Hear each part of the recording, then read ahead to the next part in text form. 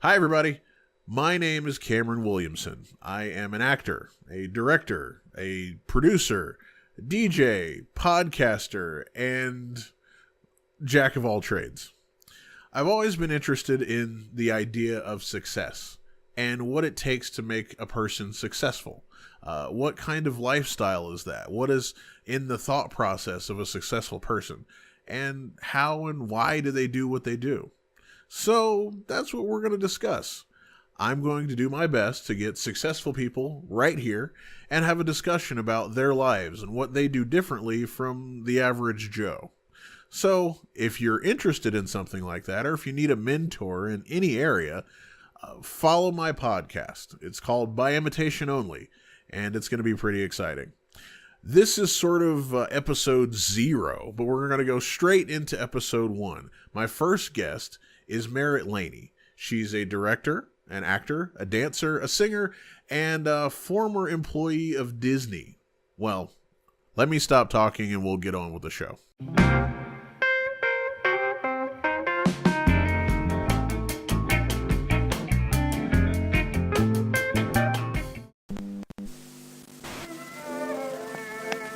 And I'll take a ship someday, then I'll sail far, far away. Oh, my Marie, your face I see is calling me on the shores of Italy. Hello. Hello, everybody. Welcome to the show. Ladies and gentlemen, this is the very first episode of By Imitation Only. And now, we have audio. Ta-da. So we're still working the kinks out. This is episode 1, but we're going to do our best to make this way more awesome. Oh, no worries, Cam. You work miracles all the time. It's all good. Yeah, okay. It just the He beads does of those. sweat. He's It's sick. the beads of sweat that are happening. That is the miracle. So, we kind of started talking Yeah. about your background and all that kind of fun stuff. You Absolutely. act, you dance, you sing, you direct, you do aerialism. Yes, Aerialism? Is yes. that right? Close enough. Yeah. Okay, aerials. She'll explain what that is later. So all that kind of fun stuff, and the idea behind the show is that you're going to tell us about your life, about your skills, about your creativity, all that fun stuff, and people that would like to do what you do can use that as a tool to start on their Awesome. wonderful career. Awesome. You know, so you kind of become a mentor to anybody else that's watching out there. Aw, thanks, guys. Thanks, So- Cam. I'm really honored to be here. Well, thank you for being Yeah. here. Thank you. So, this time, when everybody can hear you, tell us about yourself. Well, as Cam said, I'm an actress based out of the Columbus area. I've gotten a chance to do some really cool things. I worked at Disney as a character performer. I got a chance to hang out with a variety of characters as well as be involved in a lot of the parades. I got a chance to dance alongside Derek and Julianne Hough at the Disney's holiday celebration in 2016, on which was amazing. I got a chance to learn how to do aerialism whenever I was down there in Orlando, which was such a blast. And I've been doing film work ever since I got back, which is amazing. It's very few actors can actually say that, especially living in our state that we live in. But I've gotten a chance to be on an Amazon show, an Amazon movie called Dark Iris by I-71 Movies. I'm now in another Amazon series called MafiaTies that's coming out pretty soon. And I'm also in a movie called Dogwood Pass by Garnet Films, starring Michael Paré. Wow. So it's been a big couple of years. Yeah, that's a lot of stuff. Yeah. That's a lot of stuff. Yeah. That's wow. It's been a ride, So, yeah. man, I don't even know where to start.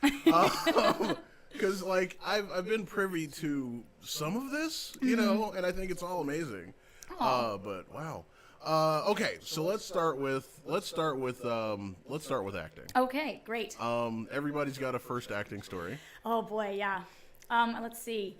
Well, actually, okay, because the thing is, I was kind of raised in the whole music world. My parents were both musicians while they were doing their day jobs, so I remember before I really started going, to public school. So a lot of my first memories are being with my family at weddings that they sang at. I thought everybody's family did this, where they traveled around and they sang, and I was very, very shocked when I got to public school and nobody else had that story. So music has really been a big part of my life for a long time. I actually, my first acting gig, or maybe not even gig, but just experience, was actually at, I want to say at a summer camp called Sunshine Academy.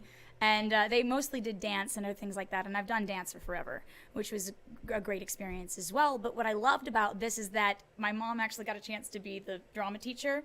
And I would do little things, in kindergarten, I would sing and everything. But I got a chance to be involved in some of those productions. I think it was Little Women was my first, where I actually really took it. It was like, and I was in the fourth grade, and but I was Hannah. I was the nurse and everything, the kind of the maid there, and it was just such a blast. And I realized that I was very good at imitating people, and I realized I was very good at just kind of letting my loose energy finally go someplace I can productive. use this for something. Yeah, I can use this for good as opposed to random mischief. So. I see that. Yep, I see that. yep. That's cool. So fourth grade, Little Women. Yes. And so, what happened there? Like, what made you say, yes, I did one. I'd like to do more of these. Part of it was I got a chance to spend time with my mom, but more than that, too, it was the fact that, wait a minute, you mean people can pretend to be other characters and they actually get paid for it? I was a very industrious kid. I also just knew I really loved pretending to be other people and taking on what it was like to be other people.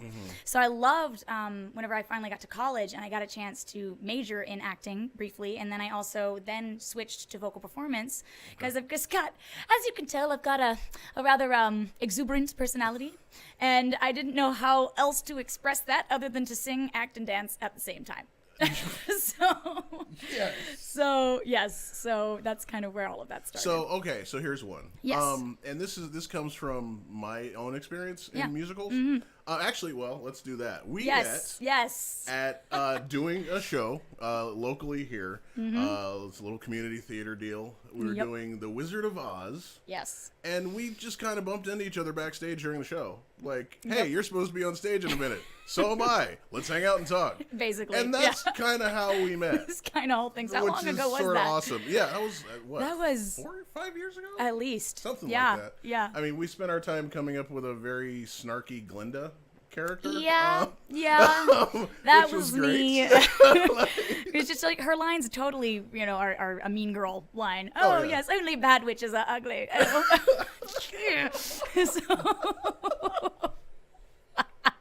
Yeah, you remember. I do. So good. But when you're in a musical, yes, you have to sing and dance. Like, you have to either sing and dance or act and dance or something and something. Like, you're doing more than one thing at a time. Oh, yeah. Am I the only person that goes into, like, autopilot on one of those things? No, I mean, it's like, for me, the singing thing is something because I grew up around it. That comes pretty naturally. It's mixing the other two together that can kind of be, not a challenge, but it's always very interesting depending on the number and depending on the whole show. Yeah. Because, like, for me, even if I'm singing and dancing, I'm thinking about the singing. Yes. And the dancing is just sort of happening. Yeah. Yeah, okay. Yay, muscle memory. All right. I'm not the only one. No. That's awesome. All right, so let's talk. Okay, so you went to college for acting. Yes, I did. Well. Yes. Did they teach anything? Did they teach anything good Oh, there? yeah, they did. I learned a lot about a technique called the Meisner technique, which was, a lot about breaking down barriers. So it was a very emotionally intense first year. But it was amazing, though. I met some of my greatest friends and people who are out there doing amazing things right now. And I was taught at Ohio University for 2 years there, and then when I switched majors, I wanted to incorporate the singing. At the time, the drama and the music department just weren't gelling at all. And I was actually very, very proud of now the director of the Now Music Theater course over at Ohio University, Shelley Delaney, who actually fought for me, and basically after I left, got an entire list of people's names, slammed it on the desk, and went, "This is your problem." And so I was taught by some amazing people who also taught me not only, sticking up for myself, which personal development growth, but also just amazing things about acting, about that acting is not about pretending at all. It's about using an imaginary circumstance to evoke truths. And I loved how they taught me with that. I was able to connect much deeper in drama. I mean, I could do comedy and physical comedy, but there's a difference between performing la-da-da and acting. There's a difference. And it was really cool to be able to learn from them on that, because that later helped me a lot when I went into other things and whenever I transferred schools, and it was an amazing experience. That's cool. Give me a little more on that. I wanna hear, because the difference between acting and acting. Because yes. I kind of know where you're going there, Yes, but I want to hear you say it. Gotcha. It's kind of awesome. Okay, yeah. I was like, well, if you guys have ever seen any type of a soap opera or anything else, you can see they sound very dramatic, and they're like this, and their faces are just going all over the place, and it's wonderful, yes, and it's hilarious. But then there's a perfect example, Gary Oldman. Oh my gosh. Okay, this man is somebody that I aspire to be. He's a chameleon on stage. Yeah. But in every role that he has ever done, you absolutely believe everything he is telling you. He connects with a character so intensely and just portrays them so well that, like, it's down to the physicality, and it's down to just everything else. Without pretending, you see the sincerity behind all of it, and that makes for powerful storytelling. I mean, his Dracula, hello. If you guys have never seen Bram Stoker's Dracula, it's terrifying, and it's very, very yeesh. But, I mean, watch Gary Oldman's scenes, and you'll really learn a lot. Wow. Yes.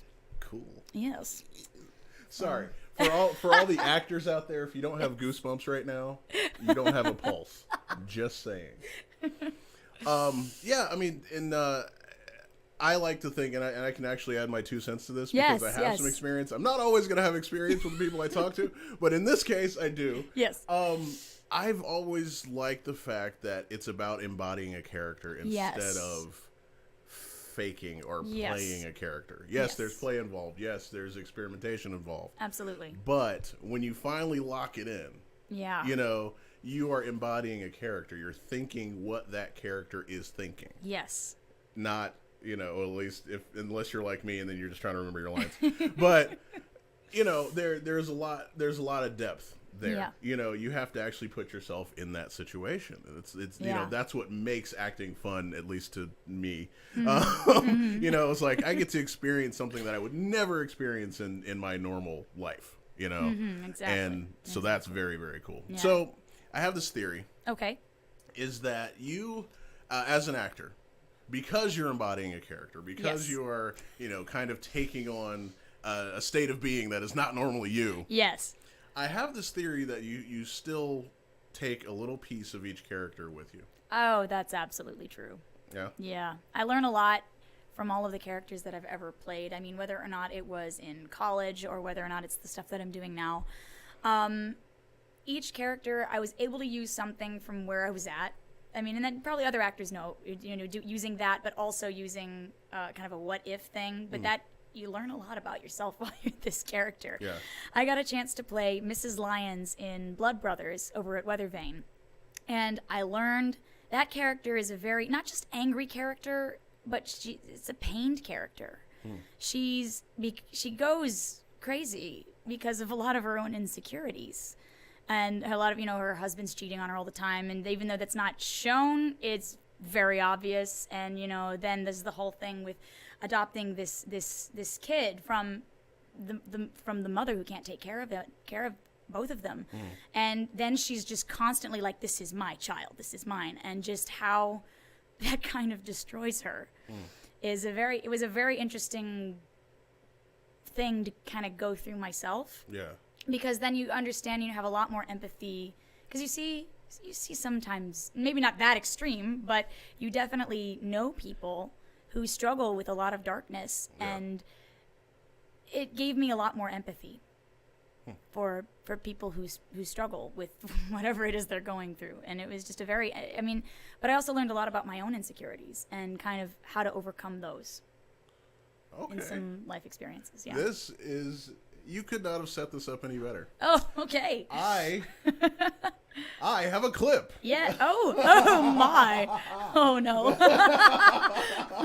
So we're gonna show everybody at home a little clip from a piece that you did, and then we'll talk about it. We'll talk about how that meshes together. Oh boy, here we go. So you guys hold on.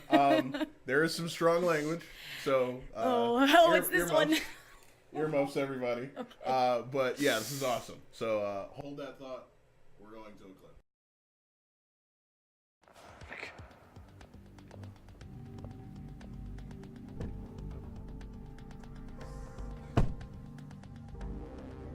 I told you I'd protect you. Can't run away from me. Ever.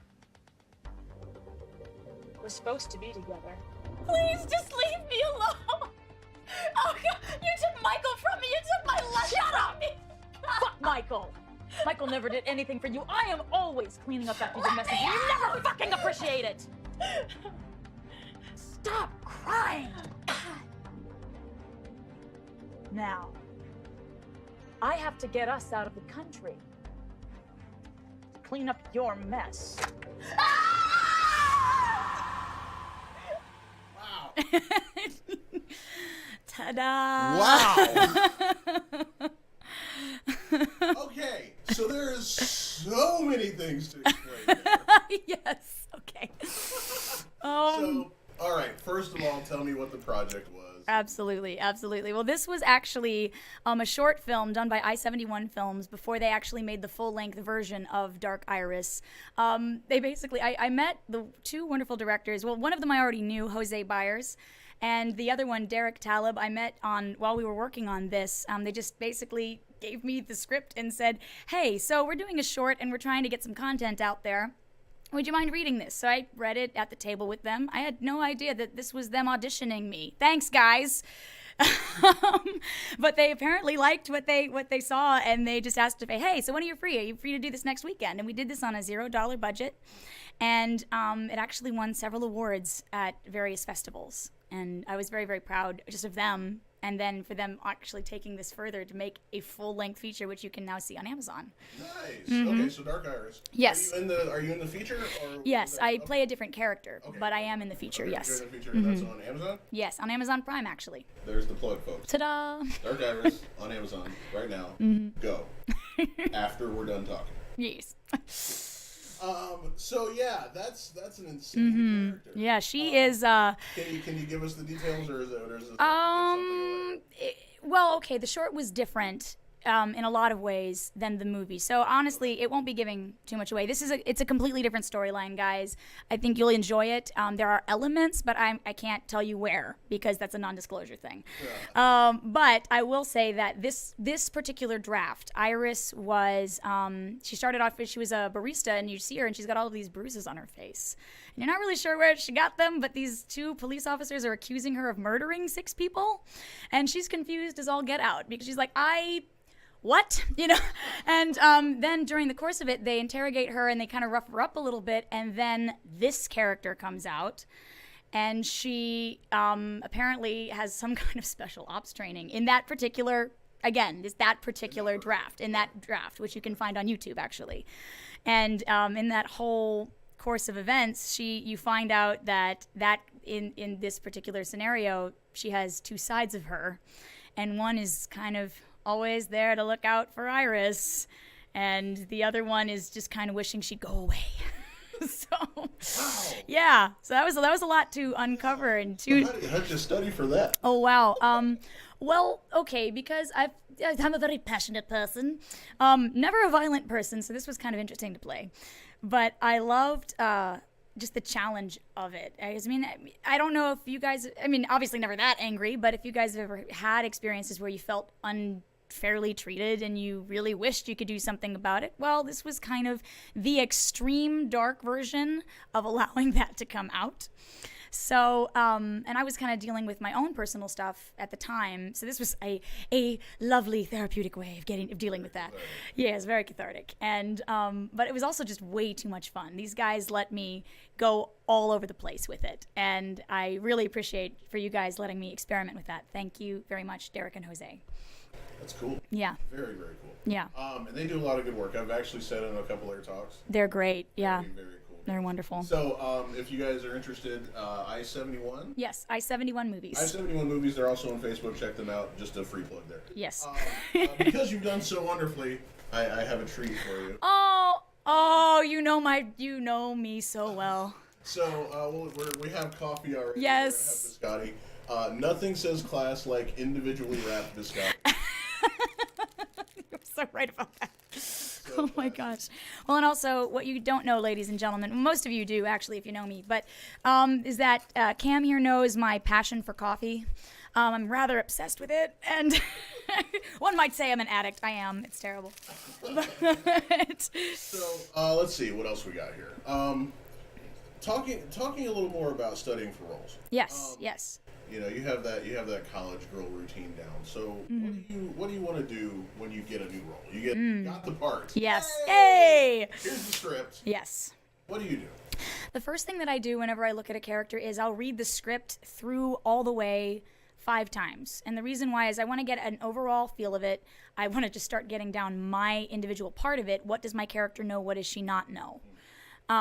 Also, just how she kind of perceives the world, you see, through the language that the director has intended. I got a chance whenever I was in Dogwood. That character, which I can't give too much away about, which kind of stinks because she was very interesting to play, had a lot to her that really is not explained in the first episode. And whenever I got a chance to read through her sections, what is she involved in, what is she not involved in, what does she know? That was a very interesting thing to explore because what's not written, as long as the author or director says it's okay, you have free reign. So I like to come up also with a little bit of a backstory. How did she get to this particular area? I love to come up with, in the individual scenes, what has happened the instant before. What is the urgency in that scenario? Because the urgency in every scenario is not to just have a scene. You don't go anywhere with that. What is this person trying to accomplish in the scene? Gotcha. And then versus the overarching goal of what this character wants in general. I mean, whether or not that's power, whether or not that's, a particularly money, or whether or not that's just this person just wants to be loved.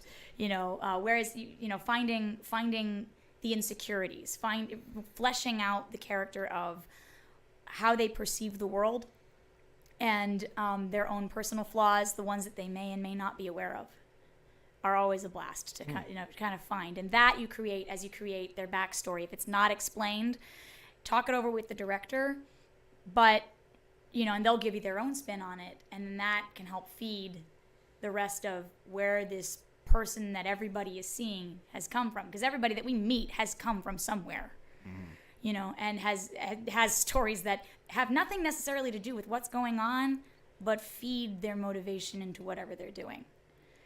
So it's kind of an interesting process there to kind of explore. So I like to read it through 5 times. Then as I start memorizing, I like to take out the punctuation completely and just start saying it just so I know the words and I can just say them because then I can play with it. And then there's no preconceived way of saying it, especially like on a film set, you might not see the people that you're acting with until like the day of. And if that's the case, then it means like one guy, Chris Rowley, who I acted with, we did a demo for St. Gabriel, which is another thing through I-71 that they were working on. Yep. And I got a chance to play this nun who basically had to tell another character that the actor I met 5 minutes prior before we started even filming, basically had to confess that I have loved this person for forever. But, I'm becoming a nun, so do you love me or not? And all of that had to be portrayed without saying any of that. So it was one of those things where we had to basically met, hi, I'm Chris, I'm Marret, hello. And then we just started going back and forth with the scene with just the lines and playing with it. And you get paired with some great actors, and Chris Rowley is one of them. I believed that I had been friends with him for years.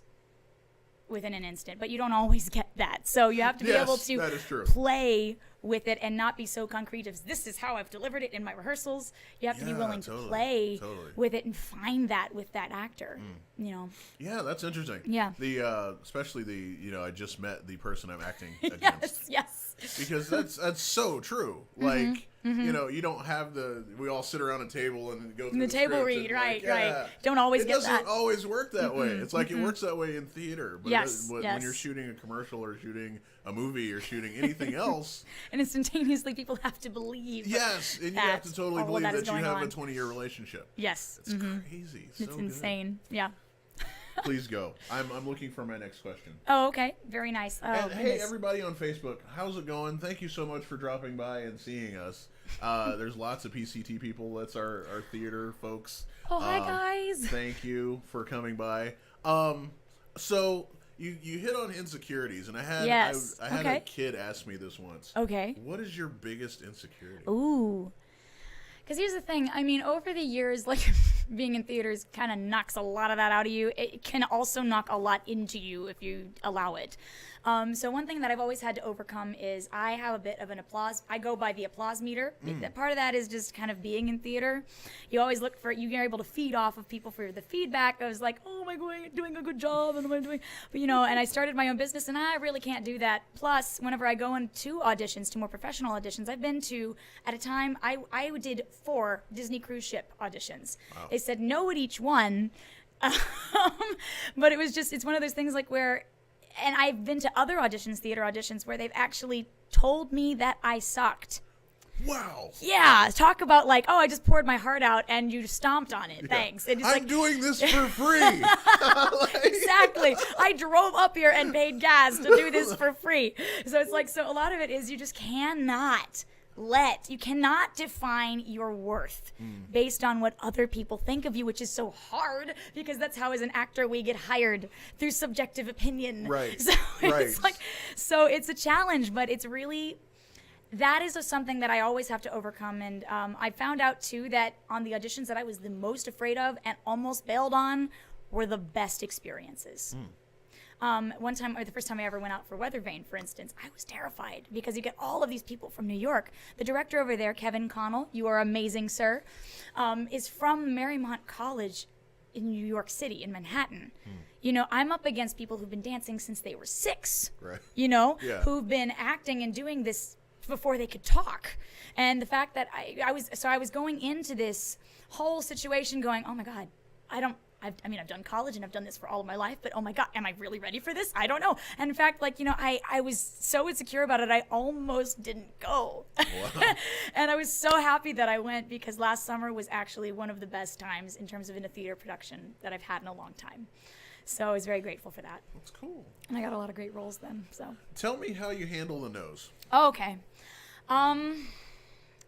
How I handle them now. And explain what that is. You know and I know what that is, but explain what that is. How do you handle that? The no normally is, you know, for those of you who don't do this crazy thing that we do for free, is that normally, you know, you'll hear oh yes, you know, you sing, you burst your heart out for 16 bars into this song that you've prepared for months maybe or weeks, and all of a sudden you just hear, thank you. That is a no, ladies and gentlemen. If you do not get a call back, that is a no. And sometimes people are not that nice. So how I normally handle that is I started off by saying, oh, well, they just don't know what they're missing, while secretly crying on the inside. But Cam's laughing. Currently, yeah, it's so true. But then, yeah. Fake laugh, hiding real tears.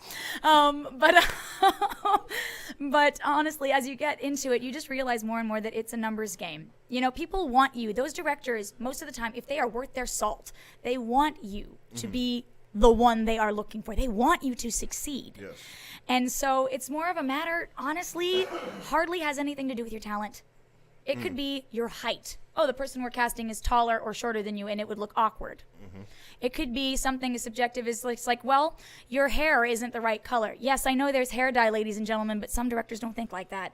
And, you know, so a lot of it doesn't even have to do with you. If you've ever done any type of direct selling, it's the same thing. It's a numbers game. They are looking for such and such a person. They have a very specific look, and you have no idea what that is. So you go with what you got. And then if you get hired, awesome. If not, you just keep going, you know. Tell me about Disney. Oh, okay. And am I allowed to explain the slang? The slang? Yes. Depends on which slang. The slang Hanging of out with? daily work, yes. Ah, yes. In fact, I would appreciate it for our younger audiences if you did explain not even the slang, but just use the slang. I see. Yes. So, well, okay. You can take over. Absolutely.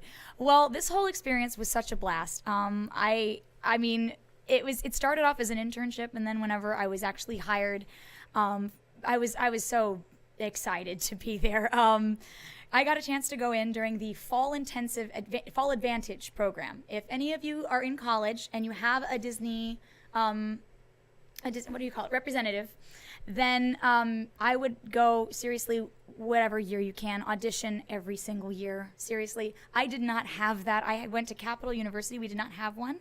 But on my senior year, I took a gamble, and I auditioned for the entertainment division. And at the same time, I also went for the college internship. You know, at the time I was just in merchandising, and then I did the audition. So that was a blast. And then I was cast to hang out with a variety of my favorite characters that I grew up knowing, and getting to know them was a blast. They are each individually fun in their own right. And that entire experience, while you're hanging out with these characters, and these kids are seeing these characters that they've known and grown up with, and if they're younger, are growing up with and getting to know. The best thing in the world is seeing those kids interact with those characters, because you know immediately when you've made their day. You know instantaneously. And there are some days, guys, it is hot in Florida. If you've never lived there, I found out exactly how hot it is before a human being passes out. I found out exactly what temperature that is. But I would still do it again, because there were days whenever I thought I was going to, die from dehydration. And in those moments, though, you witness these kids interacting with these characters.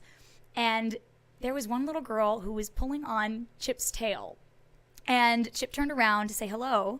And, of course, Chip was very, very animated in the way he was talking, but the little girl could not see it because she was blind. Oh. So Chip, you could tell he was a little upset by that. And he put his hands to his face. And the kid started feeling around. Neither of us expected that, the kid was going to realize, because this kid was no older than 6 years old, touched Chip's nose, instantaneously knew, and said, "Chip, Chip." The reason why is because there's a difference between Chip and Dale's noses, but that's for another time. But the kids, she put her hands on Chip's nose and said, "Chip, oh my gosh, you used to be my favorite character on TV." Chip and I looked up at the mom. The mom said, "Oh yeah, she has lost her sight this year. Wow. She used to watch you guys all the time." So, of course, we both started crying. Yeah. We both started crying. And the rest of the time, there's only a limited amount of time we have with each child. Chip decided that he didn't want to listen to that and took the kid over to the other side and just talked with her the entire time for the rest of that amount of time. Wow. And it was such a blast for both of us to witness that. That's really cool. Yeah. Wow. But it's moments like that where you're like, oh, I don't care how hot it is. I got to stay now. Totally. So I'm assuming there's a pretty intense training regimen for each character. Yes, there is. They each go through their own different things. I mean, on some of them, you learn how to deal with each one, because some of them can be pretty rambunctious and a bit challenging. Chip and Dale, I am talking to you two.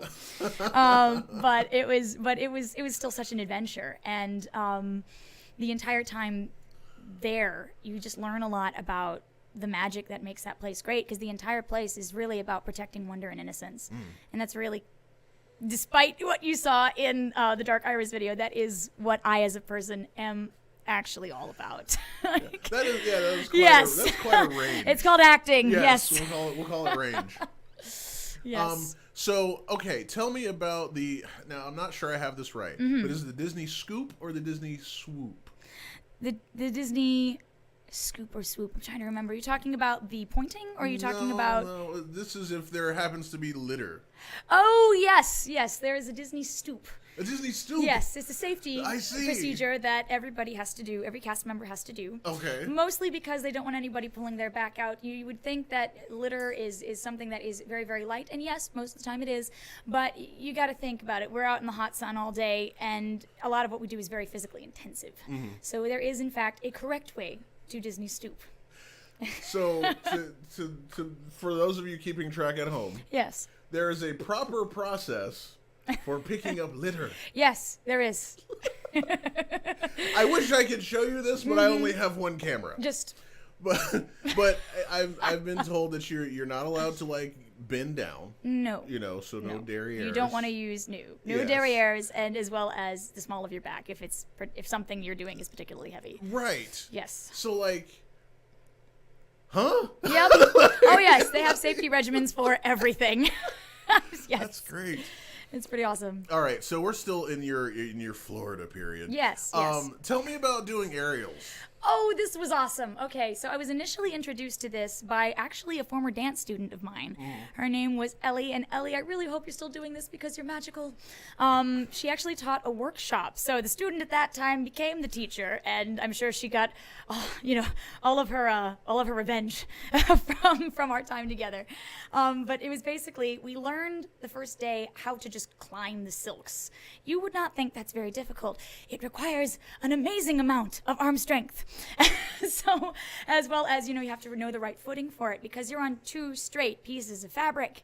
You have to learn how to do that. So the first whole day during this week-long workshop was all about, can you get up the dang silks? And, So for those of you just watching at home, this is like Cirque du Soleil, Yes. fabric Yes. hanging from the ceiling. You're going to climb up it and do things. And do magic things, yes. Okay. Yes. Okay. Yes. So I'm still a beginner in this, and I'm still kind of looking for a place that actually teaches this. If any of you know, please message me at Marret Laney on Facebook. It's Laney. First name is Marrett. Please let me know. Because I loved it. It was such a blast. And they actually have a bunch of Cirque du Soleil performers down there naturally with, with all of the various shows that they have in Florida. So they have training areas where you can go and pay for a couple of hours just to get on the silks, learn something, and it's individualized because they know people are coming from different regions. Or you can, if you can afford to go every week, I couldn't because of my schedule, but you actually learn at the end of your time there. You do a recital. And wow. It's a blast. It's a lot of strength training, which is something that I really want and still need because I also want to do more stunt work and everything else, and that's another story too for you. Yes, but Do tell. Yes. Well, actually, yeah, and that's its own thing. That was I had the honor of meeting the cast of the Indiana Jones Spectacular while I was down in Disney. Yeah. And I had Indiana Jones himself say hello and happy Father's Day to my dad. He took time after the show to do that. But then after that, I got a chance to actually talk with everybody about what all that takes. And the first thing they told me was ibuprofen is your best friend. But they also told me a lot about the audition process for what stunt work involved. And even though I still have yet to do my first stunt audition, I know that there's a lot of upper arm strength and back strength. Oh, totally, yeah. Yeah, because you have to hang from ledges and you have to, there's a great deal involved. You have to be in top shape to be able to do that. Lots and lots of falling. Yes, lots of falling. So learning how to fall is a useful technique. Thank goodness for my childhood. My clumsiness. So you've got a bunch of like actual projects going on, movies and shows, right? Yes. So tell me what you can tell me. Okay. I know you great. still got a lot of stuff cooking. Yes. So Oh yeah. Tell me about all the stuff you can tell me about. Okay. Great. Wow. Would you like to specifically the film stuff? Whatever's cool. Okay. Great. Actually. Yeah, I'll do a little bit of Dogwood, and don't worry, Lana Reed. Lana Reed is, by the way, the director, and she actually has an acting intensive in Pittsburgh coming up on June the 30th. Please go, guys. Her rate is extremely low, and it is an amazing chance to get in front of a casting director. So please go. Cool. But working on Dogwood, I got a chance to meet the very famous Michael Pare, who was in Eddie and the Cruisers and Virgin Suicides and a lot of these movies that, you know, even though I was younger, I knew about. That was a cool experience because he just kind of called me up one day and said, hey, it's Michael Pare. Would you like to go through lines? Yes, please. That's always a yes. You know, he's a very, very amazing guy. And I mean, if anybody would have had the opportunity to be a diva, it would have been him, and he was not. He was amazing, very approachable, likable person, and I really can't wait to work with him again. But yeah, it follows a Western town with a variety of secrets, and unfortunately, until more comes out, that's all I am allowed to tell you. But it was filmed at the wonderful Dogwood Pass in Waverly. Please correct me, folks, if it's because I know it's between Beaver and Waverly, Ohio. And they actually do reenactments there, historical reenactments during the year. Okay. And this guy who owns it, his name is Frog, and his wife Charlene, they do this all year round. They rent out the place for either hunters or for film crews that randomly come up. And first off, on this guy, I do have to explain that this is a guy who created a town because he was bored. Let me clarify. He started with an 1890s saloon because he wanted a man cave. So of course, why not a historically accurate 1890s saloon? Of course, why not? Based on an actual town in Wyoming. Nice. Then he decided he still wanted to create more. So he did. He built his own town, and they're still building it. And they now do reenactments. They do things around Christmas and around Halloween. And I mean, it's just an amazing place. I'm actually going to be going down to see a weekend called Dogwood After Dark. And guys, I cannot wait to see all of you again. That's really cool. Yeah, but I got to say the first day on set was really cool because they actually had dozens, I mean, possibly hundreds, Lana, correct me if I'm wrong, of people on that set. And it was a very magical moment for me who, you know, is really kind of just now getting into the film industry. I've done theater all of my life. Getting a chance to be with the writer, the director, the assistant director, Tom Dallas, Michael Pare standing over there in the corner. There are all of these people. You're looking outside of a door, and it's a Western town. And I mean, I didn't want to be the newbie, but I felt like I just wanted to geek out and squeal every 5 seconds. It was such an amazing experience. That's really cool. And I mean, just doing westerns now, anyways. So like, wow, okay, that's the thing, you know. Yeah. Because there's been like Magnificent Seven. Yes. You know, Django Unchained was sort of a western. Kind of a pseudo-western, yeah. But it's sort of making a resurgence. Yes. I think. You know, like that's kind of interesting. And you got all the cowboy garb. Oh yeah, the horses, the carriages. I mean. Did you ride a horse? I did not. I had one of the characters gets out of the horse buggy, and the horse buggy even looked like it was from the 1890s. That's really cool.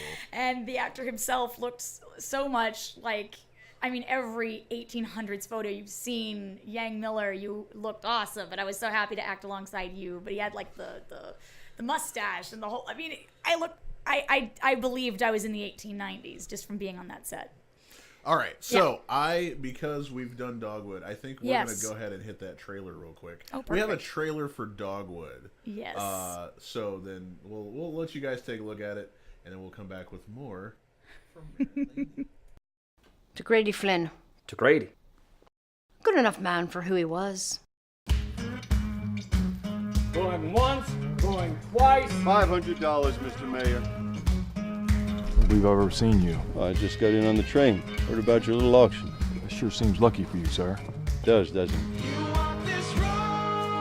Have you found the woman my brother was seen drinking with the night he died? Do you even know who she was? I told you what happens to teaching liars. I'm putting you in the cell till tomorrow. 3 people in one bed. We 3 can make do anyway. Worked out pretty well for you, didn't it? You being the only fellow bidding who actually knew the strike was rich. All hands washing one another makes for a mighty clean arrangement. That's pretty cool. Yeah.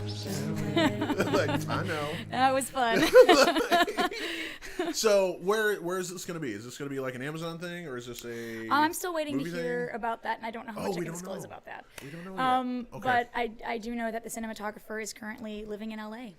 I think that's all I can say about it. But, yep. So at some point in the future, check out Dogwood Pass. Absolutely. So what else you got cooking? Oh wow! I actually recently did. It was background, but it was still such a blast. I got a chance to do a CBS show. It's called $1. I'm directly behind a lot of the actors in a scene in a country club. Okay. And so that's on CBS All Access, which is kind of fun. Not that you have to get the subscription just to see me as a background. But you should. But I mean, the whole show looked like it was really cool, so I can't wait to see it myself in post. Right on. So you have, let's see, you have that. You have MafiaTies. You have Dogwood Pass.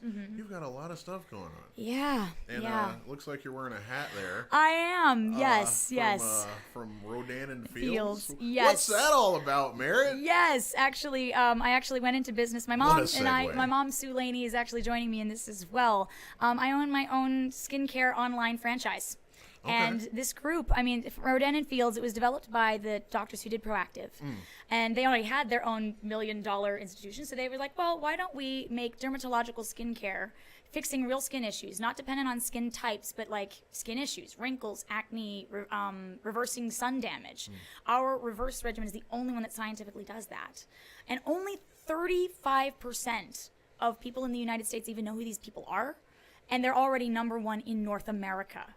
Wow. Yes. Wow. So I mean, I can't wait because like that's the thing is I love being involved in this whole thing. I just started in March, and I've already made like double what I made my first month, and I'm just really excited.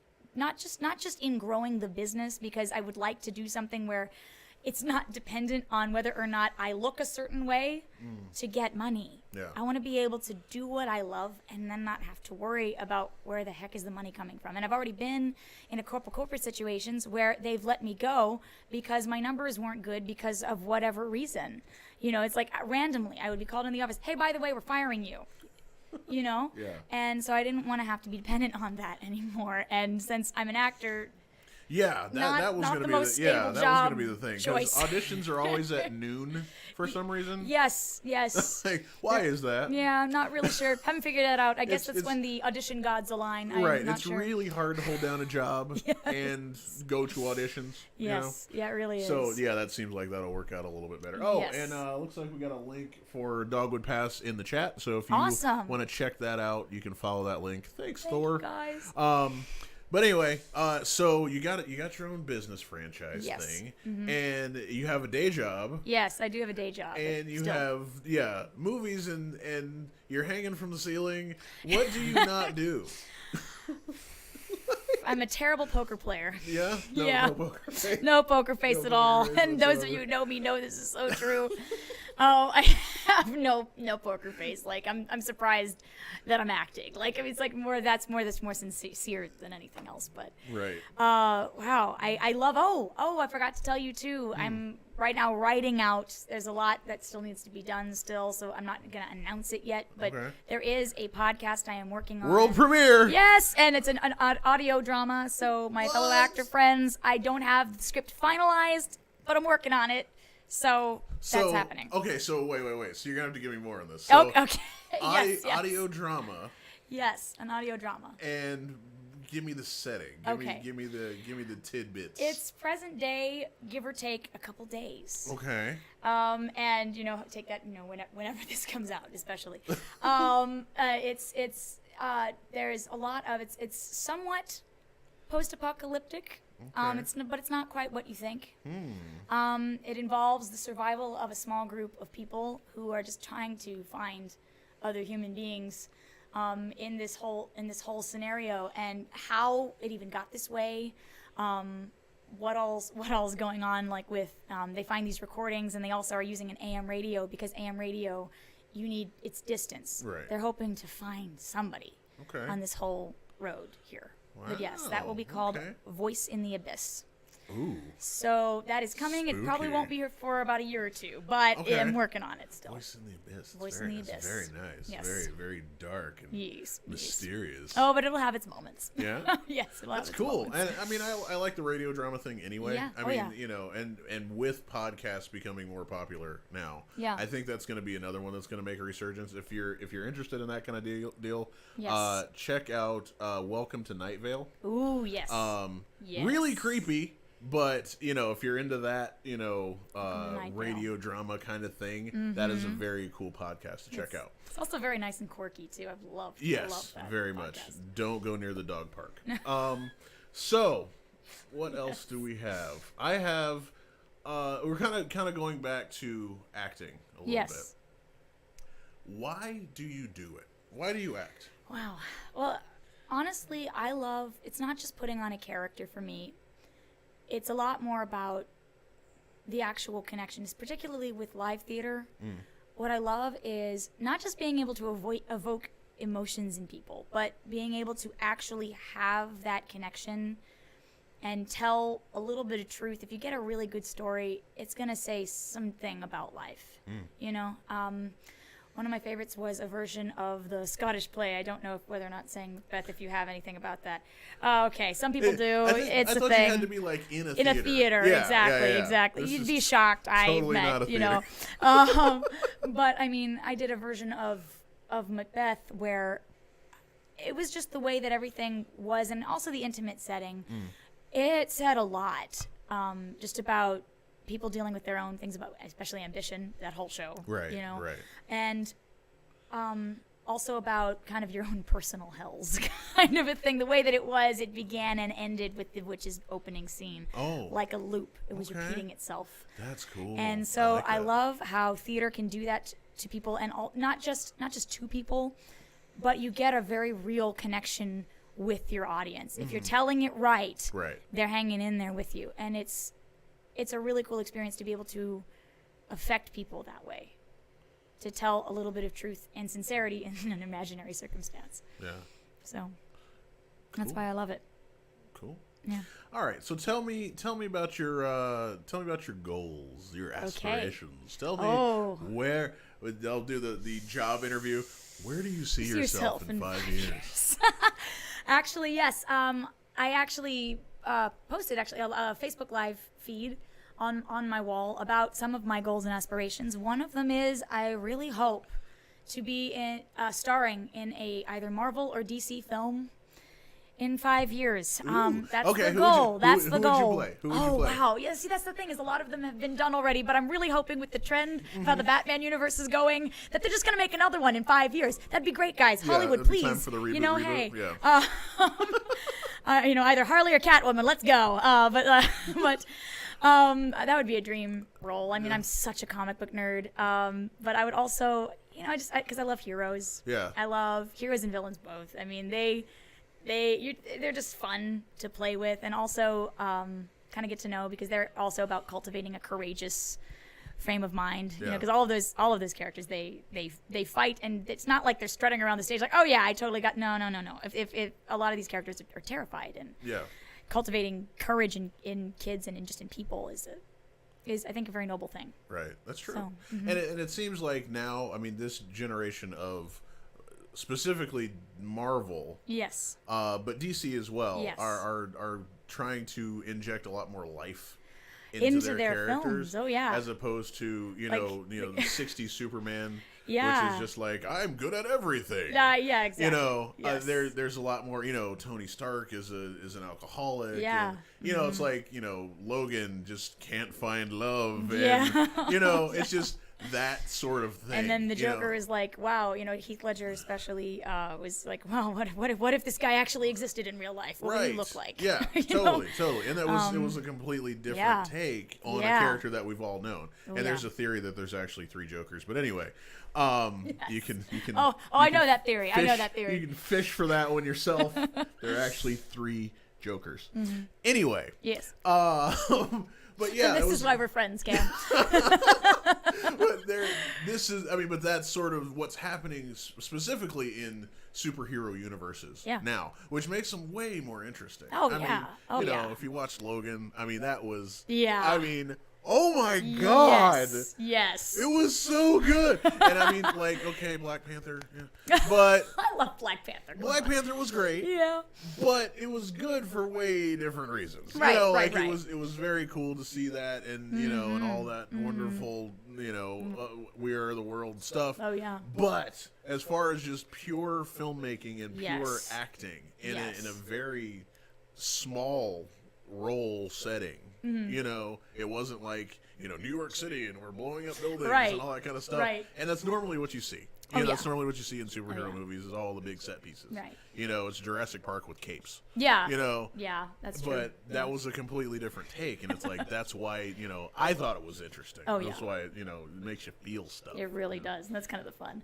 So yeah, there's the Marvel and DC goal that I have, and I'm trying to also find, you know, ways to make that happen. I have a very dear friend named Haviland Maxwell, who has her own Freelance Without Fear. She's really helping me a lot. FreelanceWithoutFear.com, guys, go and check it out. She is amazing at what she does.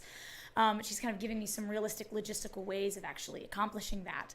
And so we also, though, it's not just the Marvel goal. I found out that my strengths, as you saw in Dark Iris, is psychological thriller, drama, action, because I'm getting better at the stage combat. I have some martial arts training, and I'd like to continue with that as well. Nice. So I mean, those are my strong suits, and I'm trying to get back to some physical comedy. I need some more practice and some things, Yeah. but I really am enjoying that whole process too. So those are some main roles. I also would love to build my business to the point where I don't need my day job anymore. Right. Bath and Body Works, I love you very much. I do.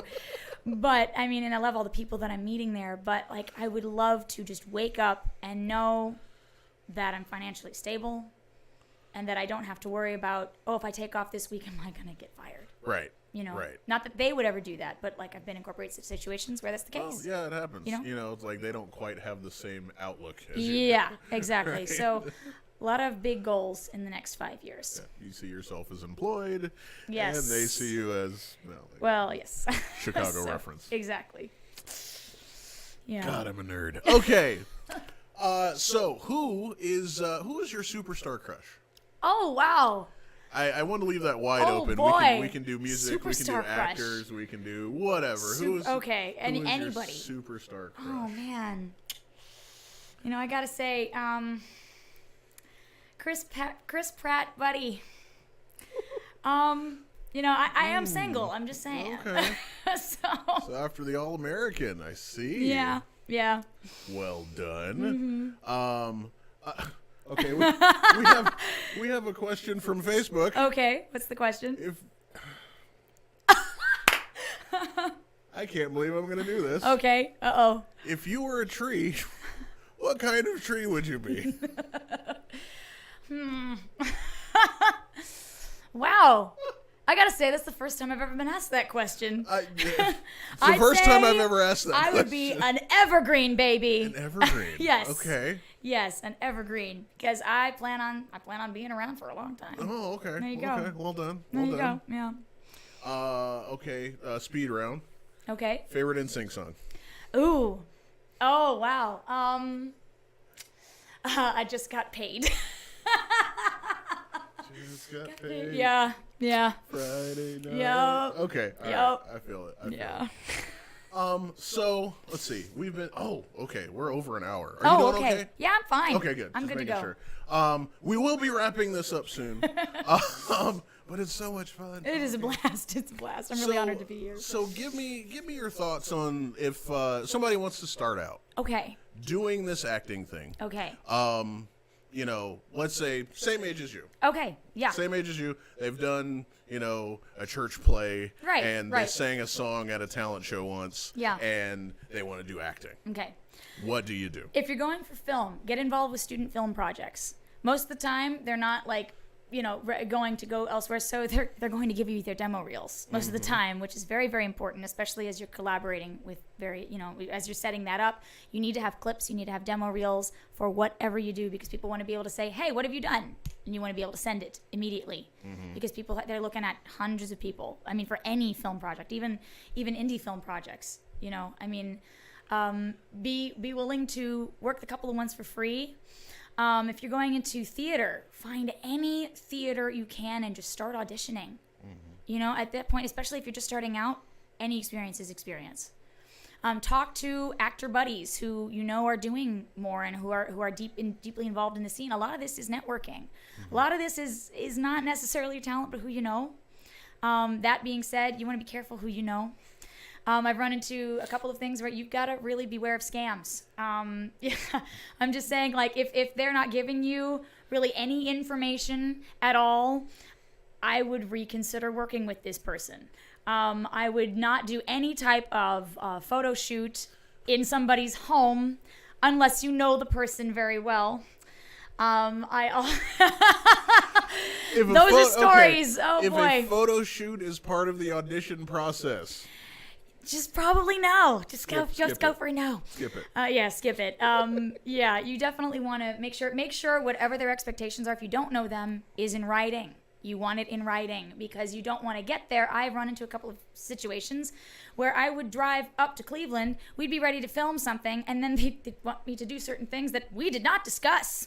And I have never turned around so fast in my life and been so mad that I drove all the way up there and had to drive all the way back because it's like, nope, you did not have this in writing, and this is not what I'm comfortable with. Yeah. You know, totally. Don't be afraid to stand up for yourself in those scenarios. Yeah. Don't, if they say, oh, well, I'm afraid you can't work with us, like, fine, I'll work with somebody who acts a little more professionally than you. True. Be willing to stand up for yourself. Yeah. And also also resume. No matter what you've done, sell your abilities, your special skills, personal training.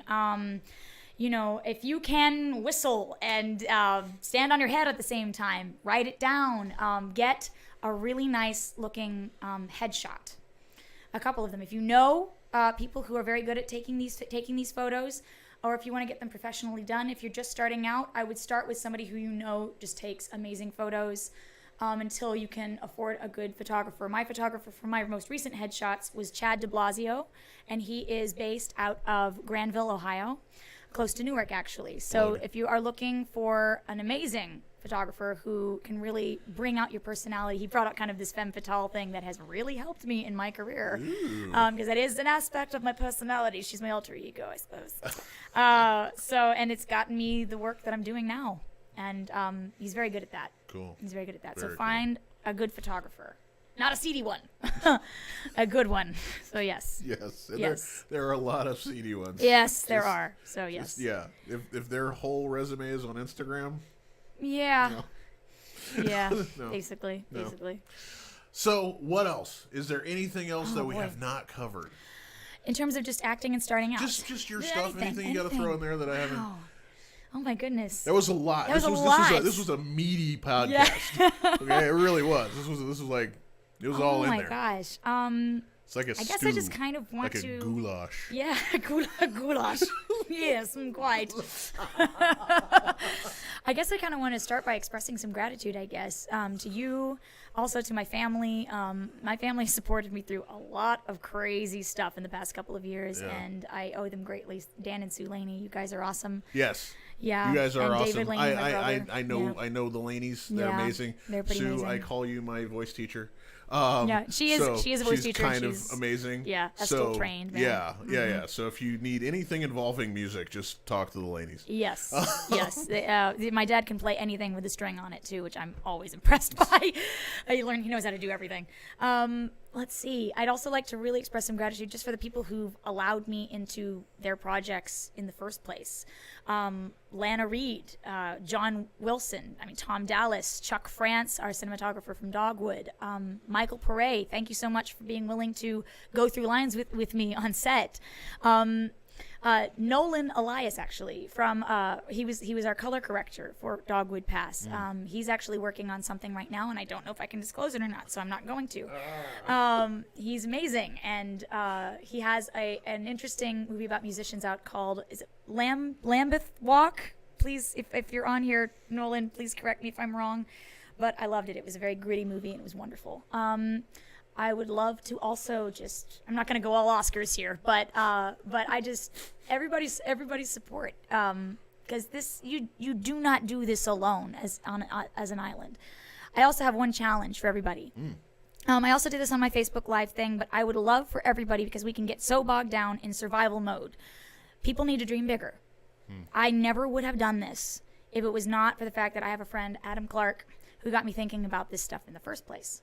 And even though he has his own business and that business wasn't for me, he still encouraged me to do a lot. So and also the Audacity to Dream group there too. I did a small group, and one of the things is they said write down 100 impossible dreams. If you don't need a miracle to make them happen, you are thinking too small.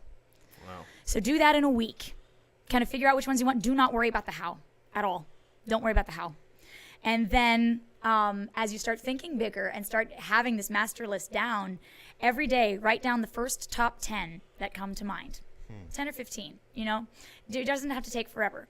But don't look at the day before. Do this for 90 days. Don't look at the day before, because you start finding out which ones are more important to you. Wow. As you start doing this, also start speaking them out loud. There's something, guys, about speaking it out loud with an affirmation. I am so grateful that in X amount of time, with a deadline, I am going to be doing this. For instance, mine. I am so grateful that by 2020 or 2021, I will be cast in a Marvel or DC film. You start believing that it's actually possible. Yeah. And then you start working for it because you're focused on it. Right. Create a vision board. It sounds so like woo, but Tony Robbins and all of these successful people are doing this. I mean, you know, it's like, and there is something about seeing that every day. There's a difference. You know, I used to have a bunch of stuff from the past on the wall, and I kept wondering why I couldn't move on from things in the past, because I was looking at the past every day. So I took that down and actually created a vision board of where I want to go and what I want to do. Very cool. Do that. Very, very cool. I highly recommend it. I like that. Yeah. Very nice. I just need to update mine. It's over there. Oh, yeah. Yes. Awesome. I just need to update mine a little bit. Yes. But yeah, that's really cool. Because a lot of these goals are starting to come to pass. One of them is speak 60 languages in 20 years. That is 3 languages a year. I already know Spanish. I'm starting to learn Hebrew, and I'm thinking, I don't know what the third. I think the third one's going to be either Mandarin or Japanese. I'm not sure. And so you just start practicing, and I love languages very much. So, okay. All right. Yeah. I got a person if you want to do yes, Mandarin. Please, yes. She's an amazing actress too. Wonderful. But anyway, I would love to talk to her. Yes. Anywho, I think that's all. Okay. Is there? I'm looking at my notes here. Is why I'm looking off in a direction. I think we covered it. Is there anything else we want to get? I know we're gonna do your plugs in a second. Oh, but, yeah. Anything else important that you want to say to the folks that are hanging out watching us at all? You know, guys, you guys watching this is kind of what makes us artists do what we do and makes it possible for us. Cam is amazing at what he does. He's also a DJ, and he's amazing. And so it's a lot of his stuff is a blast to watch, and you will definitely be entertained by this man's podcasts. What you guys watching and your support helps us do what we do and makes that possible. Yeah. Even if it's Facebook Live or if it's stuff on YouTube, it allows for conversations to start and for magic to be made. So yeah. Sweet. All right. Yeah. Give me all your plugs, and I'll make sure to have all the links for the stuff in the descriptions wherever you're seeing this. If you're seeing the audio or hearing the audio, because you can't see audio. If you're hearing the audio, if you're seeing the video, whatever, just go down to the description, and I'll have all these links there for you. Absolutely. Go. All right. Go to see Dogwood Pass by Garnet Films. Check out I-71 Movies. They've got a lot of interesting stuff coming out, including a thriller coming out. And I'm not sure if I'm not allowed to disclose that either, but it'll be on their site. Also, Rodan and Fields. My site is mmlaney.myrnf.com. If you are interested in life-changing skincare, come on, give me a buzz, and we'll, yeah, absolutely, and I can get you discounts. So there's that as well. Oh goodness, oh wow. I'll be keeping you guys updated on Voice of the Abyss as I start writing it more and more. You'll see more probably later on in the year, and of course, MafiaTies. Yes, and where do we find you? Oh, where do you find me? Yes, you can find me on Instagram at I believe it's Marret Laney 91. It's pretty simple. And also at Facebook at Marret, M-A-R-R-E-T-T, Laney, L-A-N-E-Y. And I'm also currently setting up on my actor's website. And she's got a YouTube as well. Yes, I do. Yes. I know these things. Yes. Cool. Thank you so much for coming. Yeah, thanks for having me on board. Oh my goodness. This is the perfect first show. I specifically set out to have Marret here for my first show. So, it's been a great time.